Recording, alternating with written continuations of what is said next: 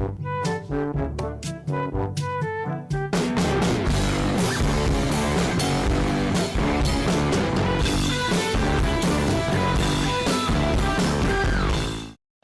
teman-teman, perkenalkan nama saya Yahya Hareva dari Prodi Peternakan dengan NIM 2303060779 Fakultas Pertanian Universitas Sumatera Utara. Saat ini saya akan menjelaskan sistem organ dalam daripada kelinci, di mana sistematika dari kelinci ini dia dari Kingdom Animalia, Superfilum Chordata, Filum Vertebrata, kelas Mamalia, ordo Lagomorpha, familia Leporidae, dari genus Oryctogallus dan spesies Oryctogallus cuniculus.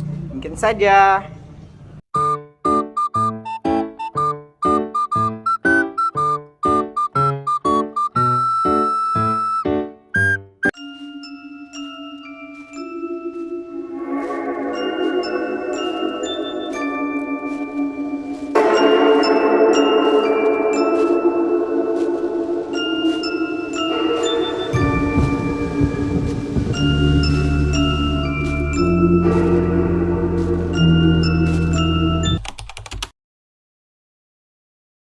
Baik teman-teman, sekarang saya akan menjelaskan dari sistem nervosum pada kelinci.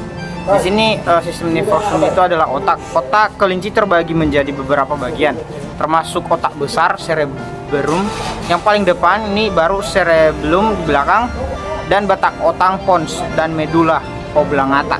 Otak berfungsi mengatur fungsi-fungsi penting seperti persepsi sensorik, mengatur gerakan tubuh dan proses kognitif. Kemudian teman-teman dilanjutkan dengan sumsum tulang belakang. Ini sumsum tulang belakang.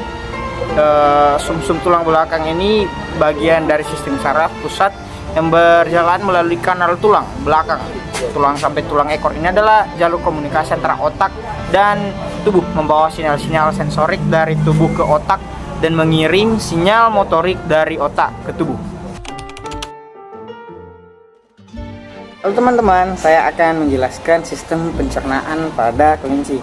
Dimulai dari ini esofagus, merupakan saluran pencernaan awal setelah dari mulut, dimana ini saluran yang menghubungkan mulut dengan lambung. Ini terdiri dari otot-otot esofagus ini membantu mendorong makanan menuju lambung.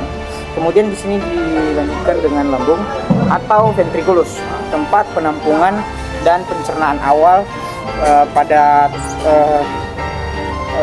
kelinci. Asam lambung dan enzim memulai proses pencernaan. Ventriculus kelinci memiliki bentuk yang unik, berbeda dengan lambung mamalia lainnya. Ventriculus kelinci terbagi menjadi dua bagian utama, itu pars cardiaca, bagian atas yang terhubung dengan esofagus tadi, dan pars pylorica, bagian bawah yang terhubung dengan esophagus. Kemudian teman-teman, fungsi dari ventriculus berfungsi sebagai tempat penampungan dan pencernaan awal makanan, dan otot-otot ventriculus ini membantu mencampur dan mendorong makanan menuju usus halus atau intestinum tenio. Ini dilanjutkan dengan intestinum tenio, usus halus yang terdiri dari tiga bagian. Tiga bagiannya itu duodenum, jejunum, dan ileum. Proses pencernaan dan penyerapan nutrisi terjadi di usus halus. Enzim pencernaan dan getah empedu membantu proses ini. Oke, selanjutnya dilanjutkan dengan intestinum crassum atau usus halus, terdiri dari kolon dan rektum. Kolon menyerap air dan elektrolit dari sisa-sisa makanan. Rektum menyimpan sisa makanan sebelum dikeluarkan melalui anus. Terdapat beberapa alasan mengapa intestinum crassum ini lebih relatif besar daripada yang lain, karena kelinci memproses atau pencernaan serat kelinci atau herbivorum ini di fermentasinya terjadi di sini karena banyak serat tinggi pada rumput daun sayuran, sehingga usus besar ini memungkinkan kelinci untuk mencerna serat yang lebih efektif melalui fermentasi mikroba. Jadi usus besar pada kelinci merupakan adaptasi untuk mencerna dan menyerap nutrisi dari makanan yang tinggi serat yang dikonsumsi oleh hewan herbivora. Hal ini memungkinkan kelinci untuk memperoleh energi dan nutrisi yang dibutuhkan. Oke.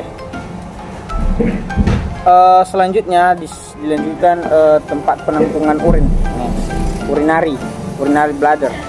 Ini berfungsi untuk menampung urin yang berada di bawah rongga perut, di bawah rektum. Kandung kemih berfungsi untuk menampung urin yang diproduksi oleh ginjal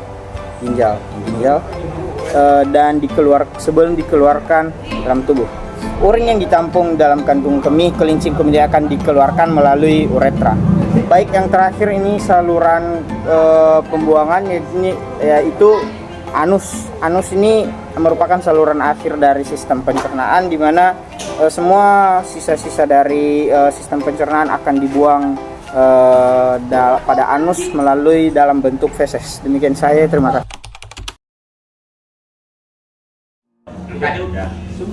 Halo teman-teman, di sini saya akan menjelaskan sistem pernafasan pada kelinci. Nih teman-teman, sistem pernafasan pada kelinci memiliki beberapa karakteristik yang unik. Nih, dimana sistem pernafasannya ini atasnya hidung dari nasal, ini di kepala seharusnya teman-teman, dimana lubang hidung yang itu lebih kecil. Rongga hidung cavum nasalis ini kelinci ini lebih sempit dan panjang. Selanjutnya faring, dimana faring ini akan menyalurkan oksigen dari nasal ke laring, dari laring dilanjutkan ke trakea. Ini trakea guys. Ini saluran pernafasan bawah, trakea, batang tenggorokan. Kelinci, trakea kelinci ini lebih panjang dan sempit. Di bawahnya ada percabangan dari trakea, ini disebut dengan bronkus. Bronkus merupakan percabangan dari trakea, di mana terdapat di sebelah kanan dan kiri yang di fungsinya itu menyalurkan oksigen dari trakea ke bronchiolus. Selanjutnya bronchiolus itu merupakan percabangan dari cabang bronkus tadi, di mana ada banyak dalam percabangannya, yang dimana ujung dari cabang bronchiolus ini disebut dengan alveolus. Alveolus ini memiliki sifat yang elastis, di mana dia bisa mengembis. Pernafasannya pada kelinci ini sebenarnya lebih dangkal dari manusia. Sistem pernafasan kelinci juga memiliki peran penting dalam termoregulasi, atau dimana kelinci mengatur suhu tubuh melalui pernafasan. Jadi teman-teman, setelah dari alveolus tadi itu dilanjutkan pada pulmo, dimana pulmo ini adalah teman-teman. Sekarang saya akan menjelaskan sistem organ pencernaan tambahan atau glandula digestori, mana terdapat 4 sistem pencernaan tambahannya, itu glandula 1.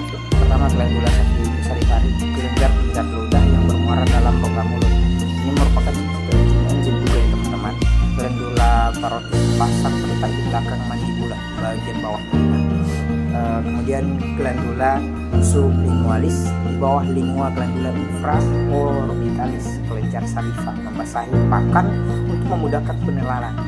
Saliva pada ternak monogastrik atau lambung satu biasanya lebih asam daripada saliva ternak rumensia. Dan ini lever atau biasa kita disebut hati.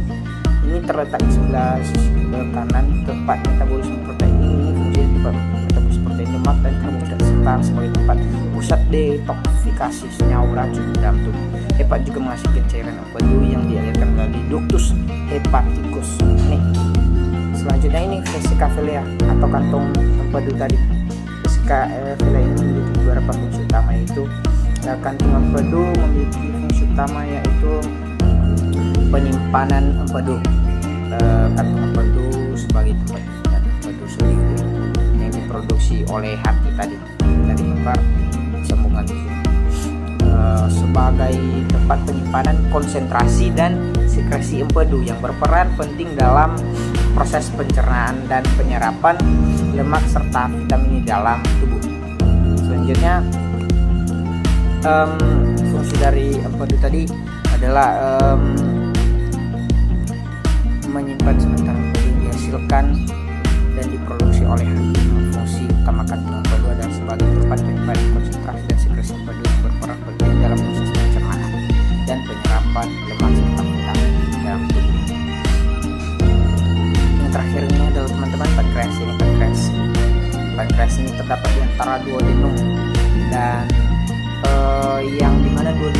pars dan desenkan yes.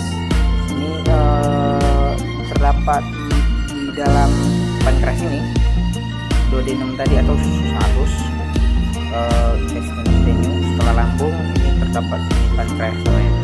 Ini banyak terdapat enzim pankreatitis ke duodenum. Hormon disalurkan langsung ke dalam darah atau tidak melalui saluran keluar. Baik, sekarang teman-teman saya akan menjelaskan rumen pada ternak ruminansia, di mana rumen ini adalah kantong besar di dalam rongga perut yang berfungsi mencerna makanan melalui fermentasi oleh mikroorganisme. Proses fermentasi ini menghasilkan nutrien yang penting untuk ternak, serta gas yang dikeluarkan melalui eruktasian. Retikulum juga dikenal sebagai lambung kedua. Dalam sistem pencernaan, ternak ruminansia memiliki struktur yang mirip dengan jaringan atau sarang lebah. Fungsinya adalah untuk menyaring partikel kasar dan makanan yang masuk dan mengarahkannya kembali ke dalam rumen untuk dicerna lebih lanjut. Retikulum juga berperan dalam membantu proses pengunyahan makanan dan memfasilitasi proses pencernaan secara efisien. Kemudian ini teman-teman, omasum adalah salah satu dari 4 ruang dalam sistem pencernaan ruminansia yang terletak antara abomasum dan rumen. Berfungsi untuk menyerap air, elektrolit, dan nutrisi yang tersisa dari pakan serta memompa makanan yang sudah diolah ke abomasum untuk pencernaan lebih lanjut. Ini yang terakhir, abomasum adalah lambung keempat dari sistem pencernaan ternak ruminansia yang mirip dengan lambung manusia. Fungsinya adalah untuk mencerna makanan secara enzimatik dan menghasilkan asam lambung untuk memecah protein dalam makanan. Abomasum juga berperan dalam penyerapan nutrisi serta lemak dan mineral. Oke, demikian saja penjelasan mengenai usus atau lambung pada ternak hewan ruminansia. Terima kasih.